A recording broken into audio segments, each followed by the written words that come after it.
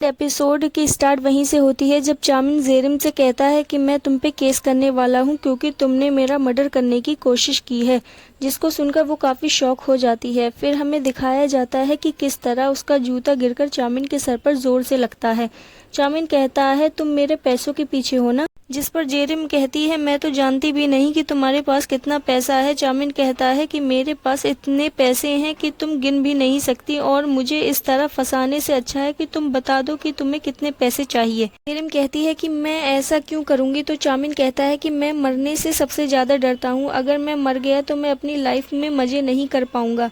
जेरिम सोचती है ये तो पूरा पागल लग रहा है, मुझे इसके साथ इन्वॉल्व नहीं होना चाहिए। वो उसे सॉरी बोलती है और कहती है कि ये एक एक्सीडेंट था, पर चामिन नहीं मानता और बहुत सारी बहस करता है। जेरिम इंटरव्यू के लिए लेट हो रही होती है तो उससे पीछा छुड़ाने के लिए कहती है कि हाँ ये मैंने जानबूझकर किया था। फिर उसे धक्का दे देती है, वो गिरने वाला होता है पर वो उसे बचा लेती है और उससे अपना जूता छीनकर भाग जाती है।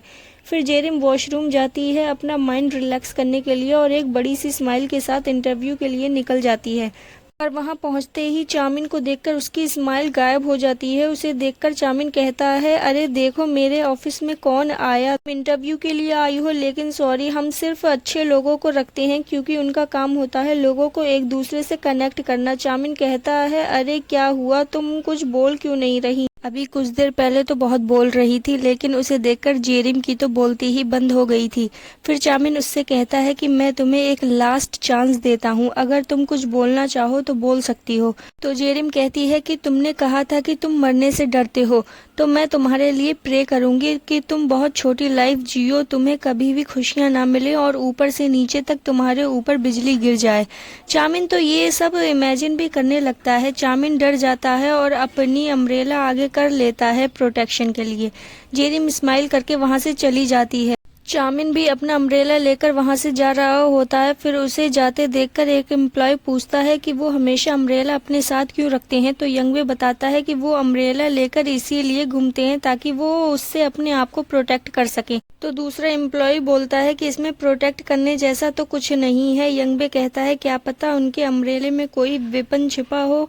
फिर हम जेरिम को संजंग के साथ देखते हैं, वो दोनों काफी ड्रंक होती हैं। जेरिम संजंग को बताती है कि आज ऐसा ऐसा हुआ और मैंने तो कभी सोचा भी नहीं था कि इतना यंग लड़का इतना अमीर हो सकता, मैं भी तो यंग हूँ लेकिन कितनी गरीब हूँ। संजंग कहती है कि एक अच्छा इंसान जो हार्ड वर्क करता है अचानक किसी के प्यार में पड़ जाए और उसे पता चले कि वो अमीर है, ये ऐसी चीजें हैं जो हमारी लाइफ में कभी नहीं हो सकती। इस बात पर दोनों बहुत हंसने लगती हैं। जेरिम कहती है ऑफ कोर्स ये हमारे साथ नहीं होगा, यूनिवर्स बहुत अनफेयर है, मैं तो चाहती हूँ कि उसके ऊपर बिजली गिर जाए। फिर वहीं चामिन जा रहा होता है तो बिजली कड़कने लगती है, तो उसे जेरिम की बात याद आ जाती है और वो डर जाता है। फिर वो डर कर अंदर चला जाता है।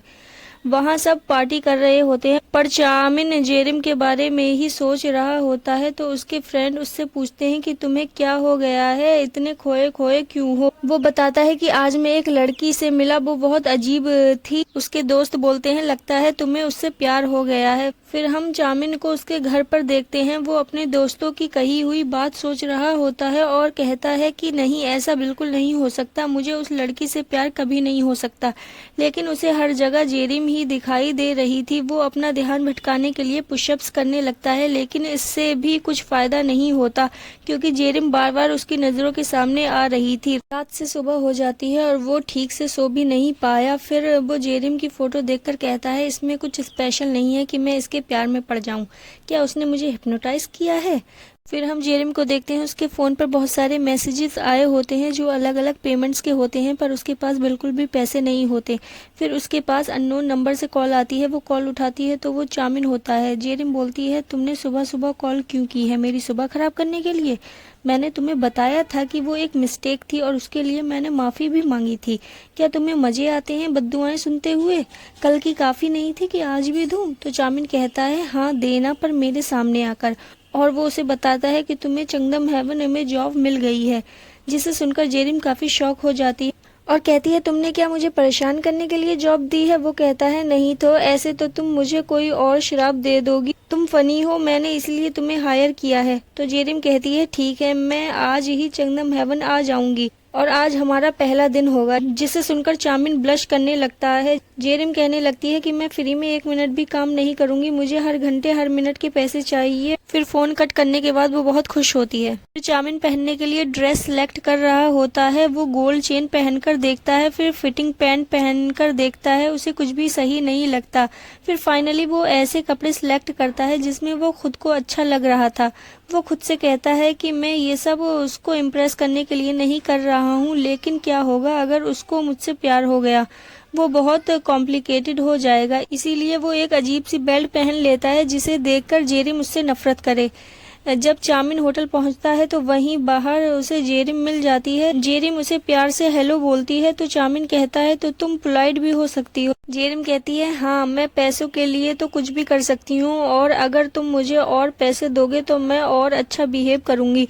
तो चामिन कहता है नहीं नहीं, उसकी कोई ज़रूरत नहीं है। फिर जेरिम उसकी बेल्ट को देखती है और कहती है ये बेल्ट कितनी अजीब है। वो कहती है अगर तुम इसे पहनोगे तो एक भी लड़की तुम्हारे पास तुमसे बात करने नहीं आएगी, लेकिन तुम इसमें अच्छे लग रहे हो। और ये कहते कहते वो अंदर चली जाती है। तभी चामिन गुस्से में बेल्ट निकाल देता है। फिर अंदर जाकर जेरिम को बाकी एम्प्लॉय से इंट्रोड्यूस करता है।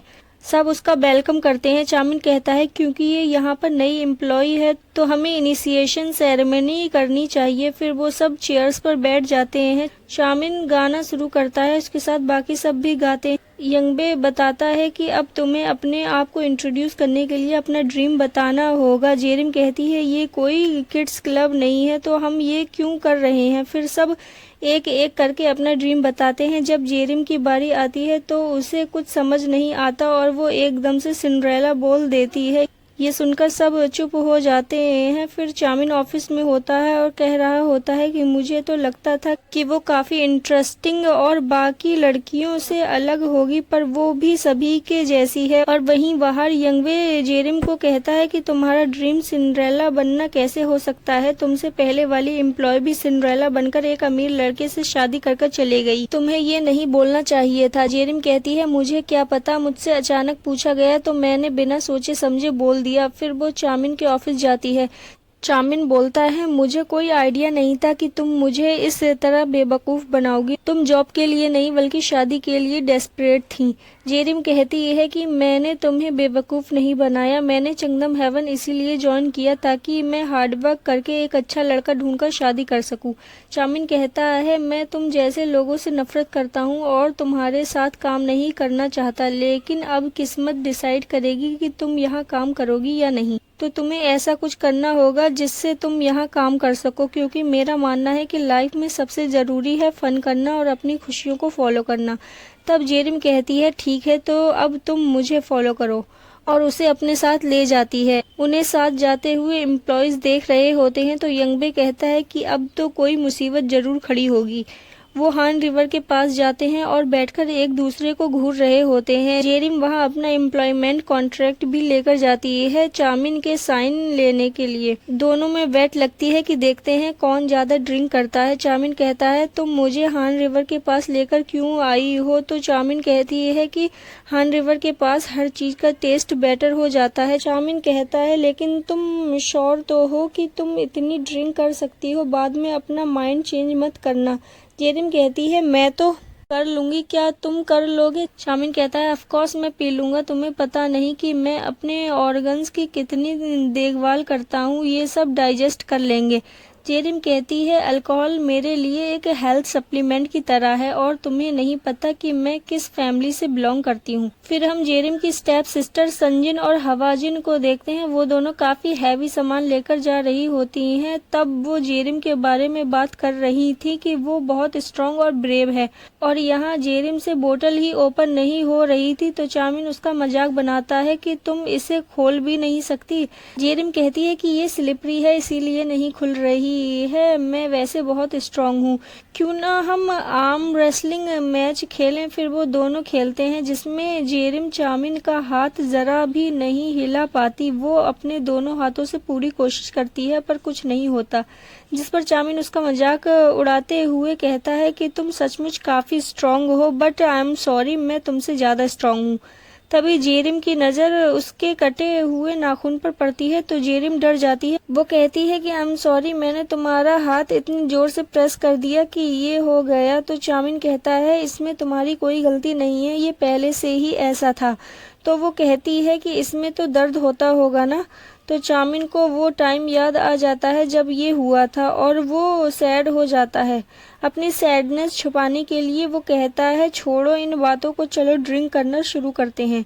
और जैसे ही जेरिम ड्रिंक करना स्टार्ट करती है तो उसे देखकर चाउमिन काफ़ी शॉक हो जाता है, क्योंकि वो रुकने का नाम ही नहीं ले रही थी, बस पीते ही जा रही थी। चाउमिन को तो ये सब एक तूफान की तरह लग रहा था। वो उसे रुकने के लिए भी कहता है पर वो पूरी ड्रिंक खत्म करके ही चैन लेती है। फिर चाउमिन की बारी आती है ड्रिंक करने की, पर जब वो स्टार्ट करता है तो एक ही सिप में उसकी हालत ख़राब हो जाती है। जेरिम कहती है कि अब तो तुम्हें पता चल गया कि मैं मेंटली कितनी स्ट्रांग हूँ, और क्योंकि मैं ये बैट जीत चुकी हूँ तो अब तुम्हें मुझे एक परमानेंट पोजीशन देनी होगी और तुम मुझे बिना कोई रीज़न के फायर नहीं कर सकते। तो चाउमिन कहता है ठीक है, मैं जब प्रॉमिस करता हूँ तो उन्हें पूरा करता हूँ। जेरिम पूछती है कि कहीं तुम नशे में तो नहीं हो। चाउमिन कहता है मैं नशे में बिल्कुल नहीं हूँ और तुम्हारे साथ खेलकर मज़ा आया। तो जेरिम कहती है सोचो अगर तुम मुझे हर रोज़ देखोगे तो तुम्हें कितना मज़ा आएगा। चाउमिन कहता है कि मैं तुम्हें हर रोज़ परेशान करूंगा तो तुम इसके लिए तैयार होकर आना।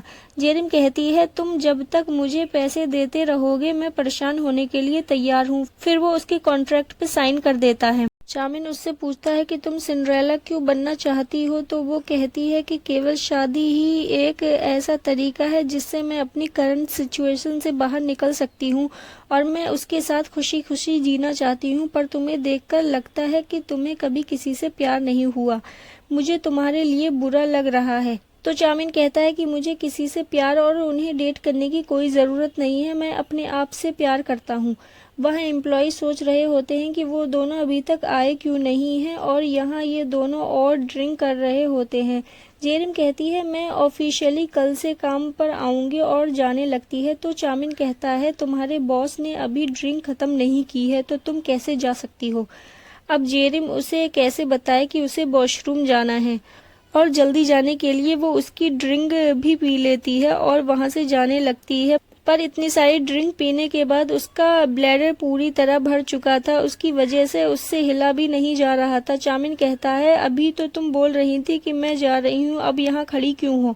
उससे पेन की वजह से बोला भी नहीं जा रहा था। वो बड़ी मुश्किल से बताती है कि उसे रेस्टरूम जाना है। वो सोचता है इसने इतनी ड्रिंक की है, ऐसा तो होना ही था। वो उससे पूछता है यहाँ पास में कोई रेस्टरूम है। वहाँ 2 रेस्टरूम थे पर दोनों काफी दूर। अब दोनों को कुछ समझ नहीं आ रहा था कि क्या करें। तो चाउमिन कहता है कि तुम लकड़ियों के पीछे चले जाओ, मैं तुम्हें गार्ड करता हूँ।